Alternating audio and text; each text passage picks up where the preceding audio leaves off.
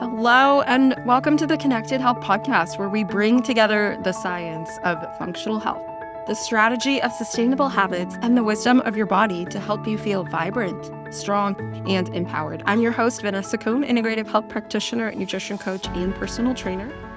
And today is episode 10 of the Connected Health Podcast. I'm very excited that we've made it this far. And this is going to be a very special episode because I have taken questions from the audience and I'm going to answer them right here on this episode. This is from Patty, and she asks, are there basic vitamins/supplements that everyone should take at a minimum? Great question. I'm going to say, yes, there are. And I don't typically give blanket suggestions for clients across the board because everybody's needs are different. And so the recommendations that I'll make here are pretty general, but I'm basing it off of the fact that the population is not generally healthy.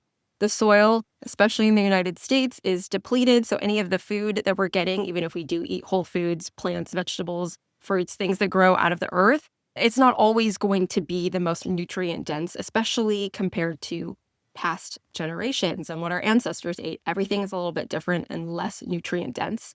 So therefore, I will make these blanket recommendations based on what most people need. So number one, I would recommend that everybody take a multivitamin. Most of the multivitamins, however, that you see on store shelves are absolute garbage. First of all, they don't use the right amount of the vitamin. If you look at the label, you're going to see 100 plus times what your recommended daily allowance of that particular vitamin or mineral is, because they just chalk so much into it. Secondly, most of those big box store brands are not third-party tested or tested for harmful things like heavy metals and other contaminants. Thirdly, their sources for where they get their vitamins from are very sketchy and strange, and they're not really transparent with them. So what I recommend is anybody is allowed to show up on my full script. There's links on my website. I can email you a link. There's links on my Instagram.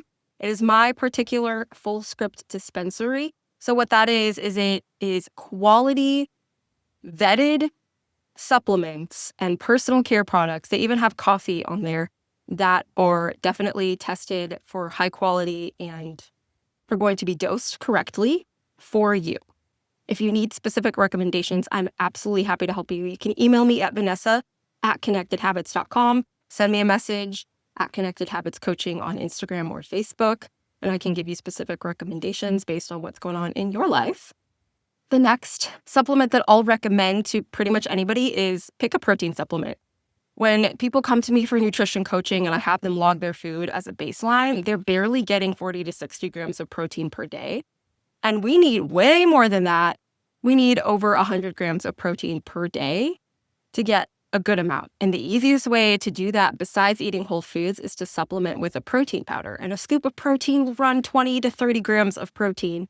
So instead of trying to fit in some more meals and more snacks, which is great, don't get me wrong, it's great. It's very helpful to get that protein count up each day with a scoop of protein.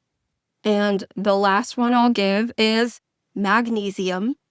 And magnesium is very important, and it's a mineral that many people are depleted in, especially if they're chronically stressed.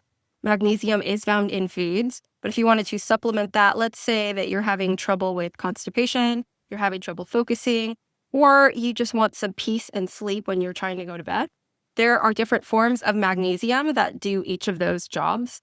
And so if you want help across the board, I recommend a magnesium blend. One such brand that does this really well is Bioptimizers, and they have a product called Magnesium Breakthrough. It's going to give you different types of magnesium at the appropriate dosages, and then you can take that. All right, Anonymous asks, what even does eating healthy mean? With all the different advice and opinions out there, I'm confused. Okay, yes, eating healthy means something different for everybody else.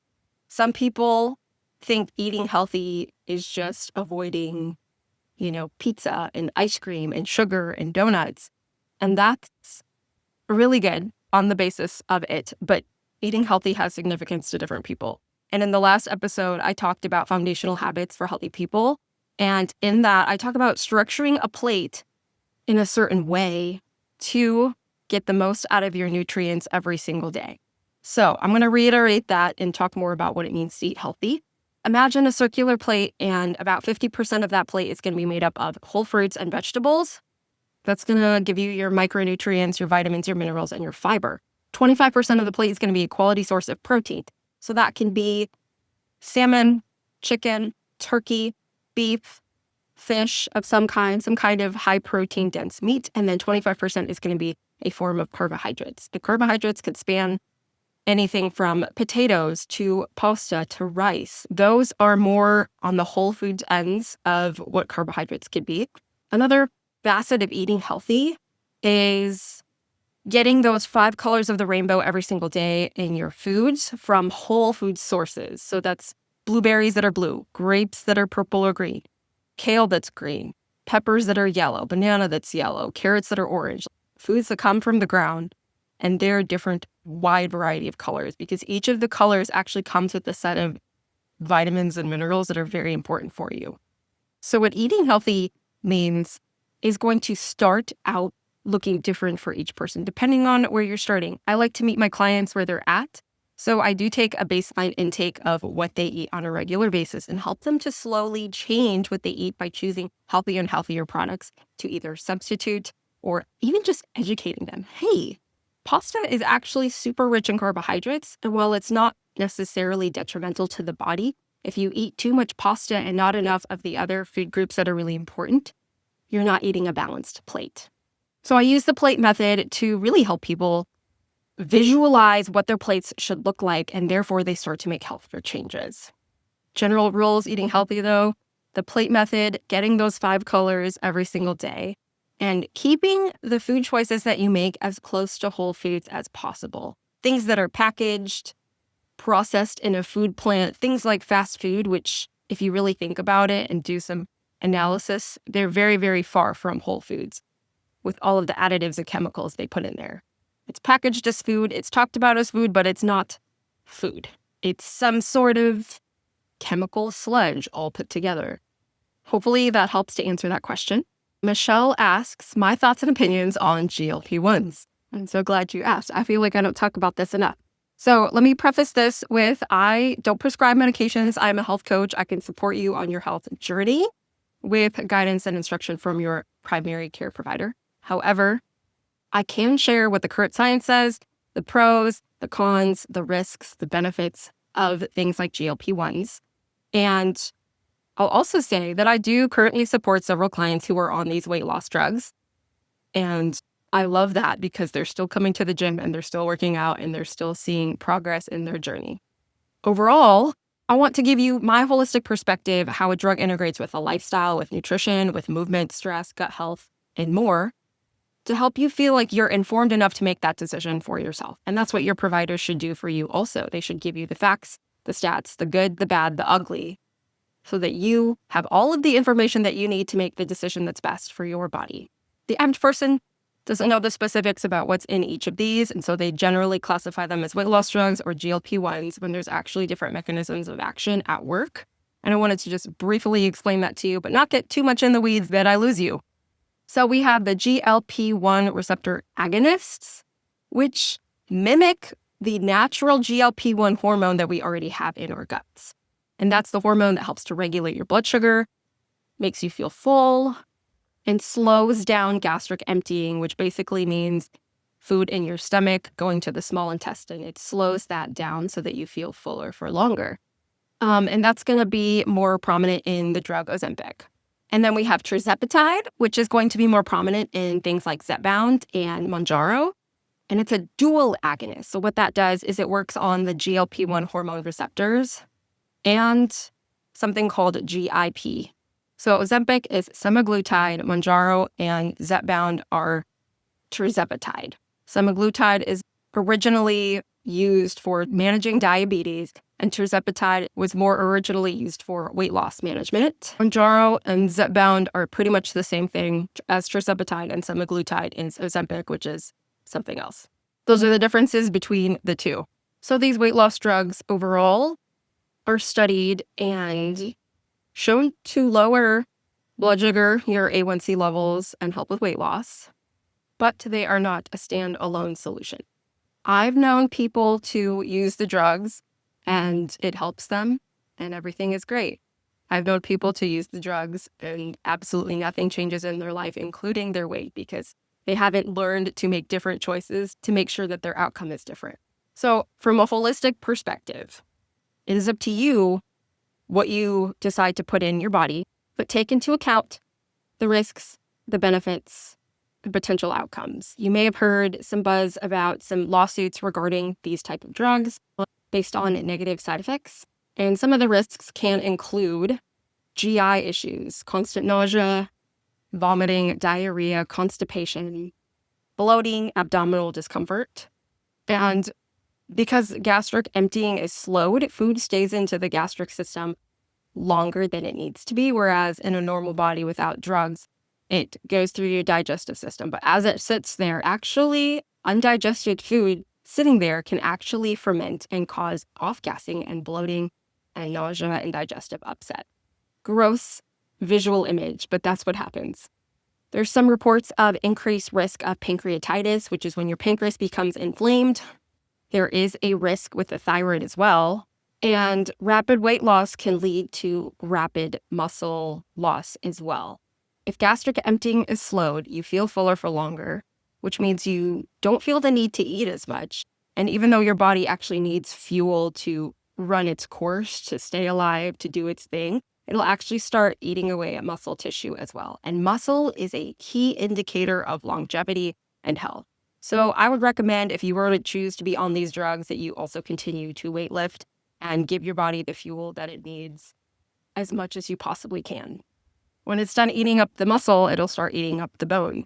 So taking these drugs long-term does have a risk of muscle loss and bone loss as well. And muscle and bone, again, key to your longevity and your health. If you have weaker bones, brittle bones, and no muscles to support you, as you age, you're at risk for falls and more permanent injuries from those falls. You're also not getting enough nutrition because you're not eating as much food as you normally do. So there is a risk for nutrient deficiencies on these drugs long-term. And many of the people, in fact, one of my clients was on one of these drugs and came to me because she gained her weight back after getting off of the drug. And that is also a possibility as well. And then this is the last concern that I personally have with it is safety, long-term effects, and safety gaps, because they are newer to the mass market. They've been around a while, but to this large of a population, they haven't been available to before. And so scientists haven't had a chance to study what the long-term effects are. Overall, my opinion is, as a coach, it's my job to support you with the decisions that you make in your body. I personally would not recommend them when you weigh the risks and the benefits, because you can still get the benefits of weight loss by making changes to your diet and your lifestyle.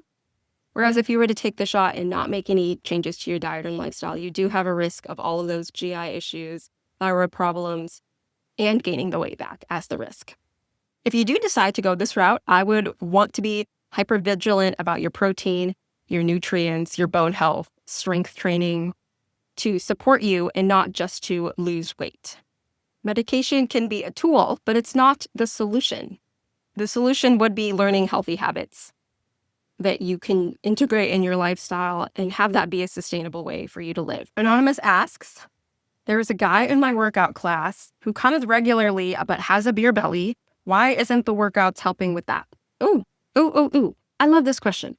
And this one comes down to different factors. I don't have a ton of information on how old this person is, their dietary habits at home. But when you're working out every single day, but it doesn't seem to show on your body, things like a beer belly can be contributed to by diet and lifestyle. So lifestyle is just one component of the habits that you can have to be healthy. And it sounds like this person has that, but the beer belly factor is still there. And when you see a beer belly on anyone, it's usually like a firmer mass. It's not necessarily like squishy fat. It's more dense. That is called visceral fat. It is a very dangerous type of fat because the more that you have, it's more detrimental to your life because this is the fat that wraps around your organs. It's not just layers of skin. It's actually within and around your organs and organ systems. And the more visceral fat accumulates, the higher risk you'll have for cardiovascular diseases, cardiac events, and overall poor health. And visceral fat is harder to get rid of than subcutaneous fat, which is just the fat that is on top of your skin. So he might have some strength to him. He might have decent blood flow because he is exercising and getting some oxygen in that blood. However, the beer belly is contributed to by lifestyle factors. I don't know if he takes good care of himself, gets enough sleep, is eating well and healthy enough, but that beer belly is really evidence of more visceral fat. It's harder to get rid of, but it is possible slowly. And it's going to take nutrition. Nutrition is key when it comes to things like visceral fat. So making sure that you're eating healthy along with the exercise, managing stress, sleeping well, all of that can help out with that beer belly. All right, Joel asks, what is the best first step I can take towards my goal weight and health? Should I start with focusing more on dieting or exercise? I'm afraid that if I try to juggle both, I might drop the ball and lose all the progress I've made. Okay, first of all, I want to identify that last part of the question, the qualifier, because it's rooted in fear. So fear, remember when we talk about changing habits, as I've said in episodes before, one of the first things that we want to nail down is our mindset. The mindset that is open and positive and that says, I am going to achieve this, I am worthy of this, and not having to juggle the fear of dropping the ball and losing all your progress. This is an example of something so vital to making progress. That is your all or nothing mindset. Either you're all on or you're all off and blaming yourself and feeling bad about yourself. But let me remind you that there is a spectrum. There is no such thing as perfection. We cannot achieve that. We are just humans. But failure is something that we can all achieve. And that's what we're afraid of. So instead of holding ourselves up to this perfect standard of perfection, which doesn't even exist in reality, and honestly, it can be pretty subjective, there's this whole wide spectrum in between of success and working towards consistency that is there. So to answer the question, which is more better to work towards fitness or nutrition, both. I don't think that everything should be one or the other or absolute. You can definitely work on both. And let me give you an example. So let's say that you go do a workout, and then to refuel your body after the workout, you start to have a nice protein-centered, balanced meal. That way, you got your workout in and you are choosing nutritional choices that support what you just did. They don't have to work in opposition. It doesn't have to be one or the other. You can take steps towards both. And remember, perfection is not the goal, but how many times a week can you do both? And if you do miss a day, that's okay. You have another chance tomorrow. So that's my advice to that question. Okay, here's another one. Anonymous asks, I want to start eating healthier, but I'm not sure if the food I'm eating is causing a reaction to my body. I don't know if I have allergies or other food intolerance, but can that affect bloating and other issues in me not losing weight properly? Okay, let's talk about the scam that can be food sensitivity tests in all of this. So truly, truly, truly at the core of it, people do have some food sensitivities, but when we take food sensitivity tests that are usually blood-based, a lot of things can come up, even though we're not actually sensitive or allergic to those foods. And here's why. When you unwrap the surface area of your intestines, if you're watching on video, this is what our intestinal walls look like. This is really just a cleaning rag with all of these little cloth, spikes on it. These in the small intestine are called your villi, your microvilli. And what this does is this increases the surface area of what's in your intestines to take in nutrients of the food that you eat. So if you lay it all out and flatten all of these out, it actually is the surface area of an entire tennis court. So that is a lot of stuff inside your belly. And these little villi can be damaged. Just like if I were to overuse this cleaning cloth, some of these might rip off. There might be a tear in the cloth as well. And those are things that can happen in your intestinal lining also. And so when these are inflamed and damaged and there's holes in them, stuff can leak out into the bloodstream and things that don't belong there. Let's just say food particles. There's a larger perforation in the small intestine, and food particles don't stay in the small intestine. They actually leak out into your bloodstream.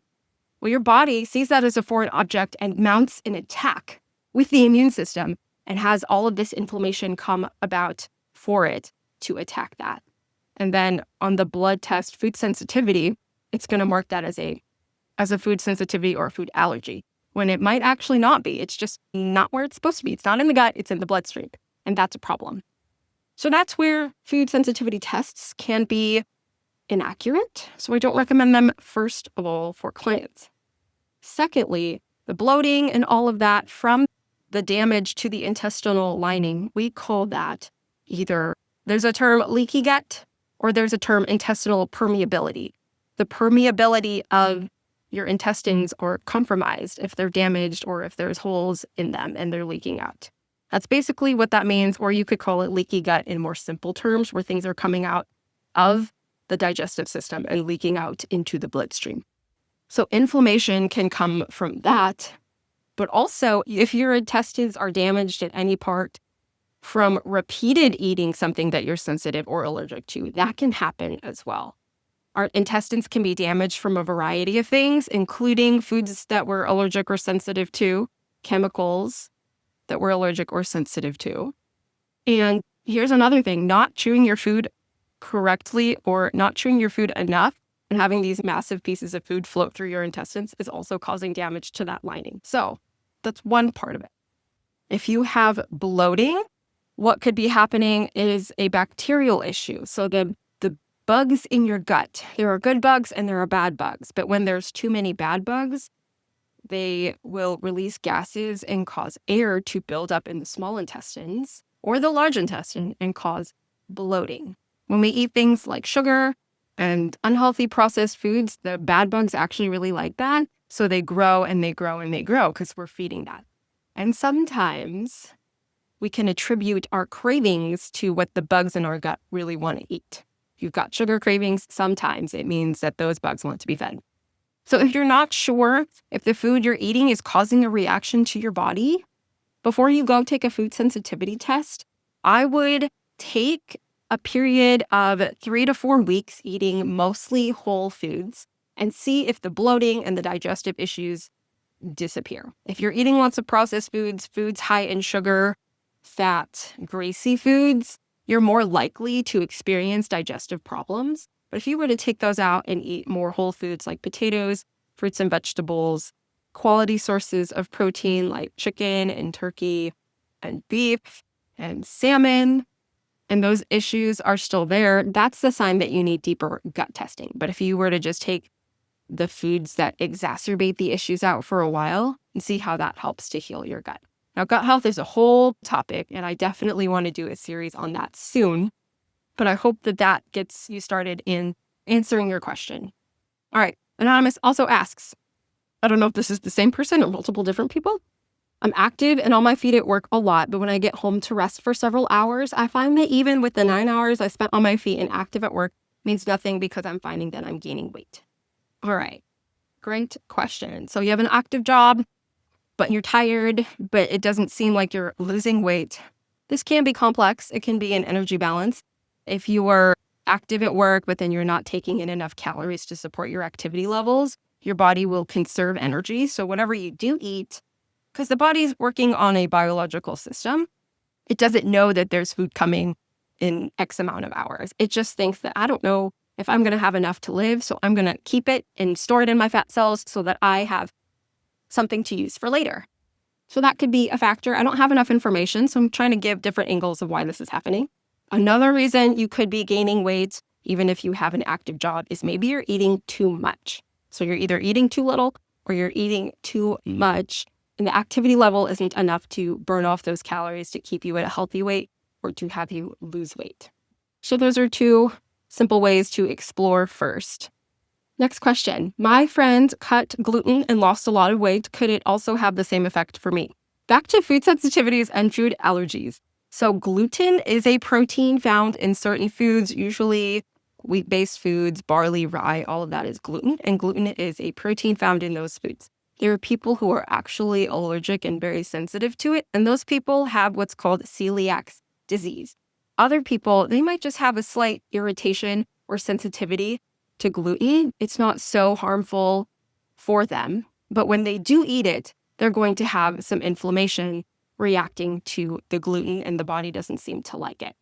On the other side of this, a lot of the foods that contain gluten are very high in carbohydrates. And usually when people take carbohydrates out of their diet, they actually lose weight because the body starts to lean on a different energy system to burn as fuel. So that's what the gluten weight loss thing could be looked at. It could be a genuine sensitivity and something inflammatory to them, so cutting it out would lower the inflammation. Or it's the person eating less carbs. It could also be a combination of the two. All right. Sarah asks, is there a simplified workout I can do from home if I don't feel comfortable working out at the gym and don't have any workout equipment? Yes. I remember during the pandemic when everybody was at home trying to find stuff at home to use as resistance, and people were squatting with gallons of milk or putting stuff on their brooms and having like a back squat situation. And so, yes, you can definitely work on fitness at home without much equipment at all.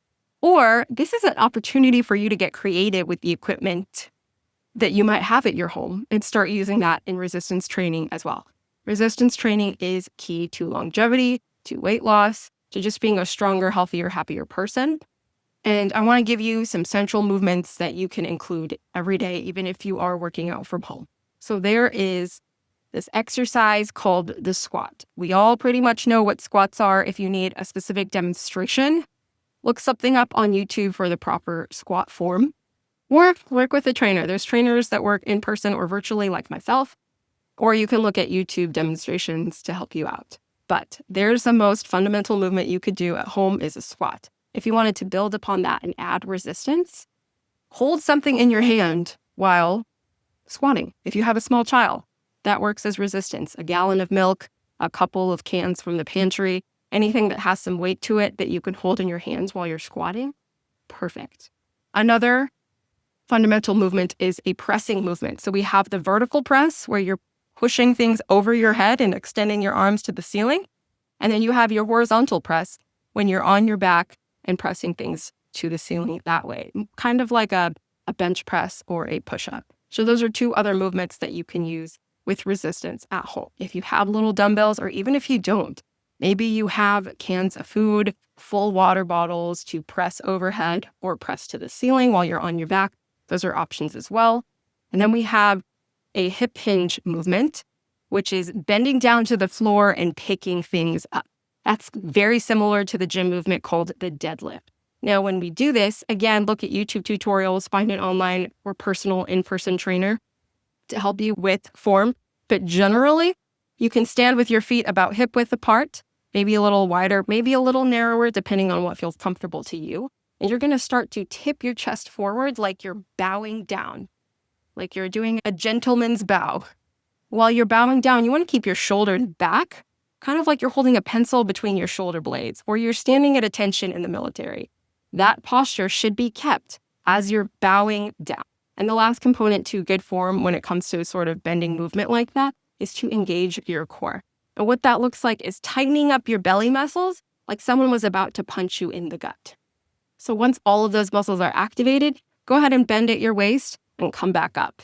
That's your deadlift movement. If you wanted to add some weight to it, you can grab some cans, grab a jug of water, a jug of milk, or 2 jugs of water or milk, paint cans, anything that you have laying around the house. Those are core key movements that you can add using body weight or using a few things that you have laying around your home. Great question. I love talking about that because there really is no excuse. You don't need equipment to have a good workout. You can even go outside and go for a walk. You can go for a little jog. You can do interval runnings where you're jogging for a few seconds, walking for a few seconds. So those are our questions for this episode. I had so much fun doing this, and I want to do another Q&A episode in the future. So if you have questions, really throw them at me anytime, and I'll save them for our next Q&A episode. Thanks for tuning in to this episode of the Connected Health Podcast. If you enjoyed today's fun Q&A conversation, it would mean the world if you would follow the show, rate it on any of the platforms that you listen to, and please leave a review for the show. It's even more beneficial when you share it because there are people out there who have the same questions as you that want answers to them as well. I even guarantee that there were questions asked that you didn't submit that you were actually curious about, and you learned from it. So this is the benefit of sharing. The message of the show is that it can help people. I like to say the phrase, share the health because health is wealth. If you want to learn more from me, please follow me on Instagram and Facebook and join our free community, Connected Habits, a community for holistic and sustainable health, where I support people on their health journey. Remember, your body isn't broken, it's just asking to be heard. See you guys next time.